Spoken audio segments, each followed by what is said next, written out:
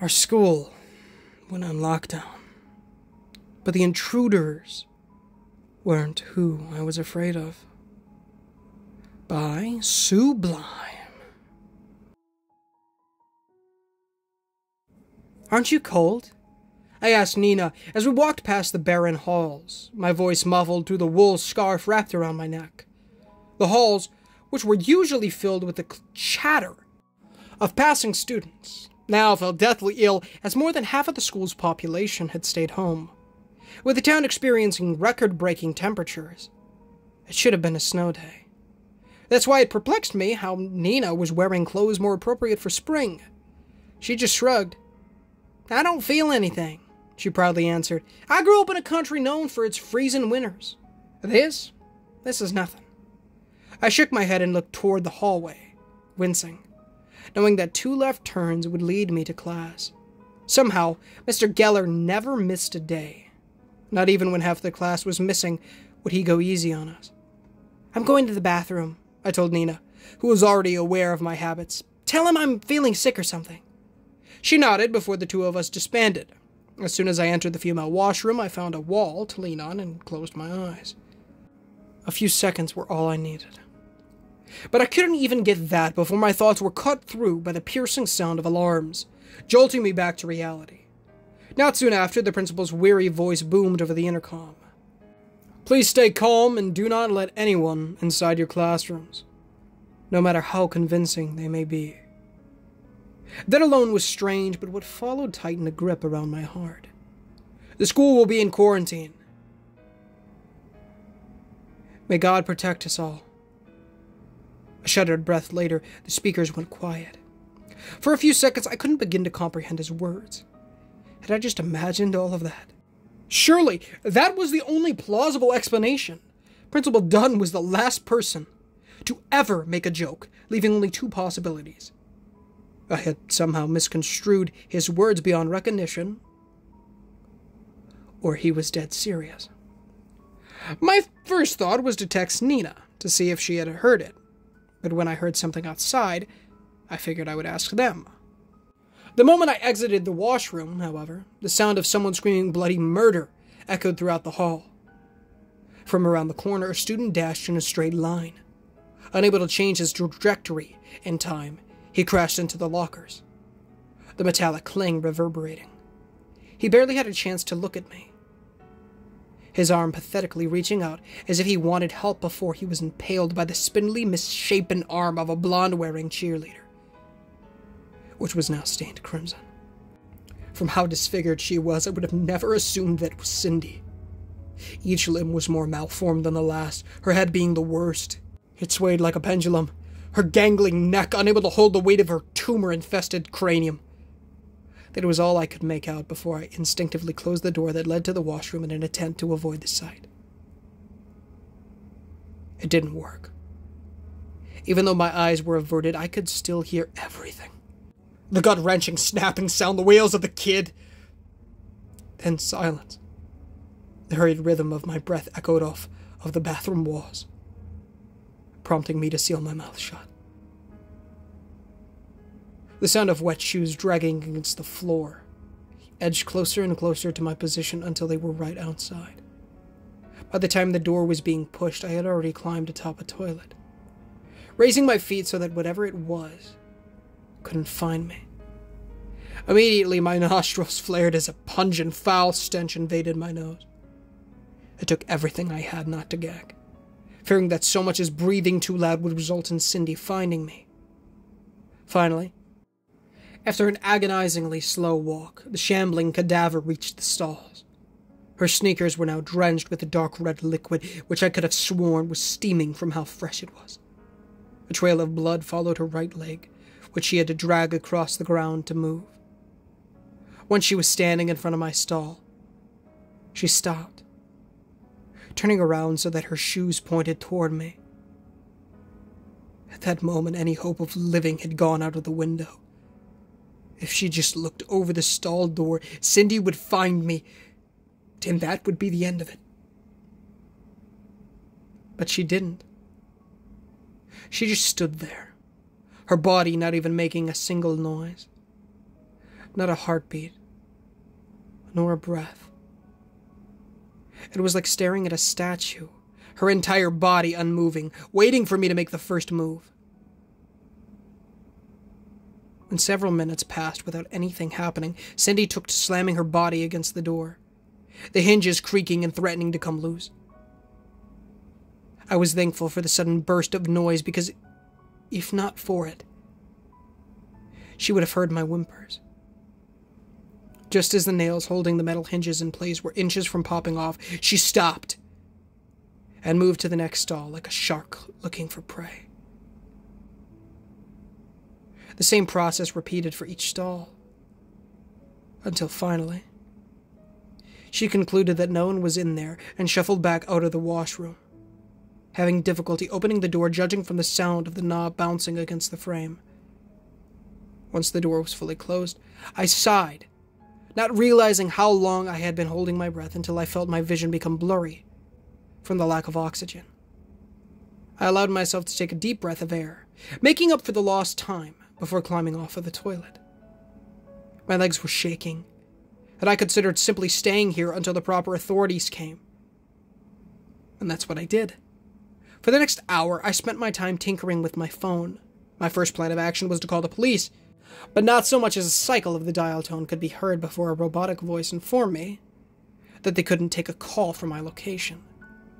I tried, my phone history stacking with call after call made to 911. Each attempt taken minutes apart, but each had the same outcome. When it became clear that the cops weren't coming, I opted to try my parents instead. Nothing.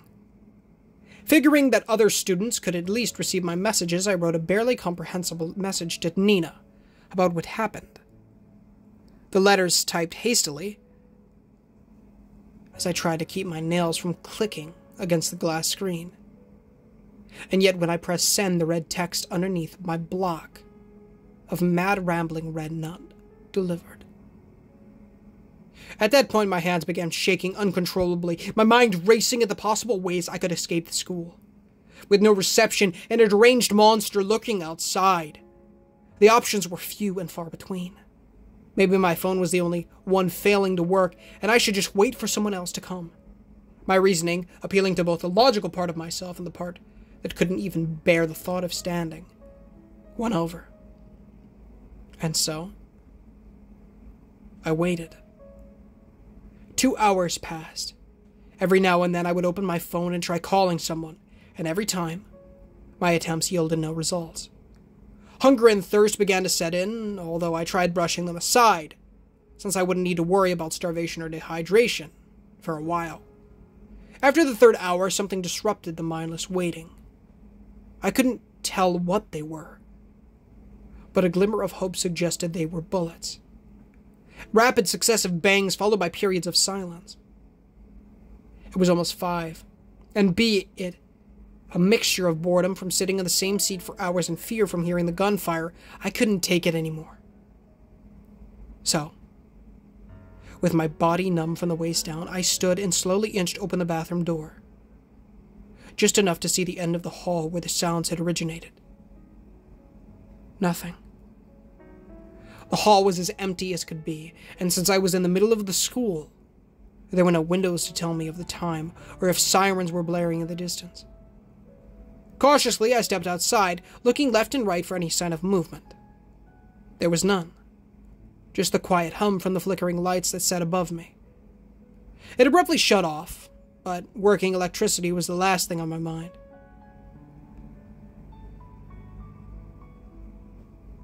Then,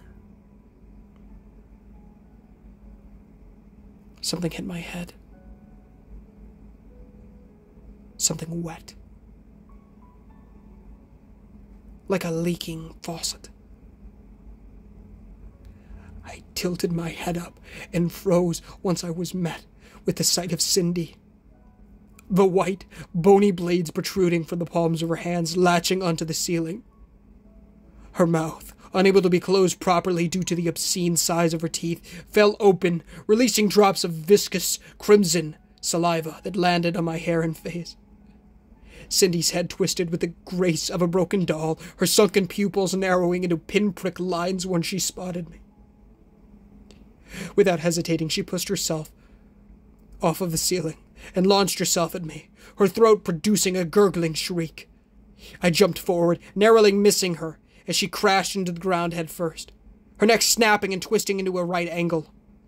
Though she was far from dead, the sudden impact must have disoriented it because her arms and legs attempted to find footing, her wet shoes serving only to cause her stumbling form to slip and slide across the linoleum floor. I dashed down the hall before my mind could even catch up to my legs. The next right would take me to the exit, where I could finally escape from this nightmare. However, as my sneakers skidded to a halt and I prepared to continue my mad dash, the window pane surrounding the exit doors revealed darkness. At first, I thought that was because of the night sky, but then I realized the sun should have still been out at this time. That was when I realized something. It wasn't the sky, but a series of layered plated metal blocking the windows and, in turn, the door. My mind, already racing with enough questions, couldn't begin to piece together why there were barricades. They weren't there this morning, and more importantly, who put them there? Unfortunately, I had no time to think because before I could even look to my right, I was slammed into the lockers. All the air in my lungs leaving me, my side burned with a deep gash, and as my head weakly lifted itself, I realized it was Cindy's doing. The blade jutting out of her palms, more dull and sharp, was coated with a layer of my blood. As I stumbled back, using the lockers as a support, the wound throbbed. Blood trickled out of the cut and through my clothes, soaking them in a shade of red. My legs gave out, dropping me to the floor, and I could only have slammed my eyes shut and hoped that my death would be a quick one. But instead of the thing's contorted vocal cords releasing yet another screech, my eyes were pierced by a series of thunderous booms. Not because she targeted a non-lethal area, but because the monster never had a chance to attack at all. I was always told guns were loud, but hearing the cacophony of hot metal tearing through the air was a whole new experience. The sound of a single gunshot was enough to pierce my eardrums, thankfully sparing me from having to withstand the rest of the storm. Cindy's body, which was already corrupted beyond repair, was now nothing more than a bullet-ridden rag doll, the only thing keeping it standing being a pair of twitching, malformed legs. The shells struck the lockers right above me, and I put my hands over my head to shield myself from the metal debris that rained down on me. A mixture of blood, pus, and an unknown liquid I couldn't hazard a guess on sprayed out from the emerging holes. A particularly accurate bullet pierced her thin neck, and the skin, unable to support the weight of her skull, snapped. Her head dropped to the floor, surprisingly brittle. A crack formed along the side, and I could see the flesh drooping down as a result of gravity. The rest of her body followed, and I could still see it twitching. Cindy. Gosh, she didn't deserve this. No one did. I turned her head away so that those lifeless eyes weren't staring straight at me, and wiped the balmy, black liquid that covered my clothes. After all, I couldn't waste time grieving when someone had just saved my life. I finally looked up, and hope immediately rose as I saw a man armed with a rifle, covered in matte black armor. His visor was down, making it impossible to discern any details. But he was a human, and that's all that mattered. On his chest wasn't the initials SWAT or anything remotely familiar. No. Instead, there was a series of letters I'd never seen. MCRC. Of course, I couldn't care less about what division of the military he worked for. He had just saved me, and he would hopefully get me out of here. So, as soon as I could, I lifted myself to my feet, my legs still wobbly, but I managed to stay upright. The wound caused me to falter back onto my knees, the blunt damage having more of an effect than the gash itself. That, unbeknownst to me at the time, was a miracle, because as I regained my footing, a boy ran out of the washroom located in the hallway the soldier was standing. Oh, thank God!" he exclaimed, relief washing over him once he saw the soldier. The boy took another breath of air to continue speaking. But before he could, the man, who was now facing the student, raised his rifle. It was so sudden, so quick I couldn't begin to react. The ringing in my ear, which had just begun to die out, returned once another hail of scorching lead rained down on the kid. He should have been dead at the first or second bullet rupturing his skull. But the soldier only continued to hold the trigger down, even long after the boy slumped against the wall in a mess of steaming meat. As if that wasn't enough, he dropped the magazine onto the ground before loading a new one into the rifle and repeating the process. By the time he was finished reducing the boy into nothing short of a fine paste, he had returned his attention to me and Cindy. I was already on my feet, pushing through the aching pain as my legs carried me as far away as possible. If the exits weren't an option, my only choice was getting to my classroom, which was where the other diversions in the hallway where the boy died led to. As I stumbled through the halls, I could make out a chorus of screams in the classrooms, which was silenced by a series of deafening bangs. They only served as reminders for the man behind me, who had taken to making sure Cindy was dead. The one time I looked back, I saw him casually pointing his firearm at the corpse of the girl, not troubled by the urgency the situation called for. It didn't take long for him to notice me, the clapping of my shoes against the floor echoing through the hallway. Once he did, however, the man didn't break into a sprint or aim his rifle. He just began walking, like a predator exhausting its prey's stamina before finishing it off. Eventually, I reached the classroom, and Nina must have heard me from inside because she slipped through the door, making sure not to make noise. At the time, my consciousness was already fading in and out, and seeing my best friend alive and well was enough to cause the dam to break. My breathing grew erratic, and my chest felt tight. When I got into the range of her arms, she wrapped them around me without a word. Though I needed her support, we couldn't afford to stay in place for too long. Nina, we have to go inside, I choked out, only realizing now that blood was clogging my throat. Nina's grip, however, didn't loosen, and she pulled me closer. There are people. I thought they were coming to save us, but... My words trailed off as the door to the class slowly opened with a drawn-out creak. My heart stopped as the first puddle of blood made itself known, followed by the mutilated corpses of the students. They were clumped together, making a nest of red barely recognizable. Not a single one was alive. None except Nina. I tried pushing against her, and though I was already weakened from the injury, she didn't even budge. Whimpers that were meant to be her name spilled out of my mouth, but she remained silent as ever. Her smile still stuck to her face. Then it stretched, and stretched, and stretched, until the line separating her lips wrapped around her head.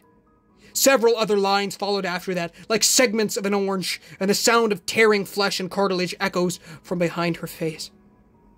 The petals peeled back, countless teeth lining the inside of each fold. A black void that led to her throat sputtered as, from the depths of Nina's body, a long, sharp protrusion emerged. Like a serpent, her tongue slithered out of her mouth, a pair of mandibles lining its sides. I was paralyzed, allowing the folds it made up, the outer shell of her mouth, to slowly wrap around me. Like the inverse of a flower blossoming, the rows of fangs lining the inside closed in on my face, the tips piercing my cheeks. Suddenly, the now familiar sound of gunfire rang out. I had expected the bullets to pierce through my body, but the pain didn't come. Once the torrent of hot lead stopped, I turned around. Somehow Nina's tongue managed to deflect every one of those marble-sized rounds, which only bruised the appendage. Her meal interrupted, Nina closed all but the two lower flaps, the line separating them disappearing. Her eyes narrowed into thin slits and her nose flared. Gripping my arm, she tossed me against the inside of the classroom with inhuman strength before slamming the door shut. I found myself joining the pile of corpses, which was still warm from the blood leaking out. Like a bear preparing for hibernation, the creature that was once Nina hoarded her food, piling the bodies until the floor couldn't even be seen. She slammed the door shut, not even bothering to finish me off since she knew I couldn't escape. The plates of steel that lined the windows on the exit had also been placed here, meaning that I was trapped, with nowhere else to go. I pushed myself off the ground as the sound of gunshots continued to ring outside. Searching for the closest hiding spot, my eyes landed on the closet near the teacher's desk. I sprinted towards it and shut myself in. Just as I did, the sound of something breaking through the wooden door reverberated throughout the classroom. Peering through the slits, I saw Nina stumbling in, her form crumpling under the constant deafening fire. Unlike Cindy, however, her skin was thick enough to prevent major damage, allowing her to fight off the MCRC soldier. That advantage was soon reduced to nothing as two other members came in, showering her with bullets. With a final ear-piercing screech, she collapsed. I could hear her struggling to lift herself off of the floor, the soldiers continuing to pour lead into her, until her body, having endured too much, was left lifeless. The three men were silent for a moment. Then one walked up to her, and after a few more shots, I could tell they were sure she was dead. One of them pulled what I presumed was a radio, but my hearing was still damaged, and I couldn't tell what they were talking about. While he spoke, the other two set their eyes on the class, targeting every potential hiding spot. Every one of the desks and chairs, every object, every crack in the floor, their gazes scanned the room. Then the gunfire continued once more. I couldn't even fall to the floor, the size of the closet barely fitting me as is. My sobs were drowned out by the cacophony. The tallest of the soldiers, upon making sure nothing was hiding underneath the teacher's desk, turned towards the closet door. He took a few steps, aiming the muzzle right where my head would be, and I squeezed my eyes shut. Suddenly, a scream followed by the sound of something being crunched drew his attention. Nina had wrapped her petals around the head of the second soldier, her teeth biting through the armor, and I could hear the squelch as her teeth pierced his skin. Once she bit his head off, she turned toward the third soldier and threw it at him. His visor cracked from the impact, impairing his vision, giving her enough time to force the tendril inside the corpse of the headless soldier, and, using his body, aimed the rifle and fired. Though it was far from accurate, enough bullets managed to penetrate the man's helmet, and he fell. Before she could turn towards the man in front of the closet and door, however, he fired a revolver shot that eviscerated the hand of his comrade, then another targeting the appendage. The worm-like tongue fell to the ground, writhing and lashing out at anything near it. The man charged toward Nina, giving me enough time to open the closet door and hide under the teacher's desk. Though there were countless holes in it, since he had already checked it, that meant he wouldn't check it again. The sound of his heavy boots echoed throughout the room as the two battled.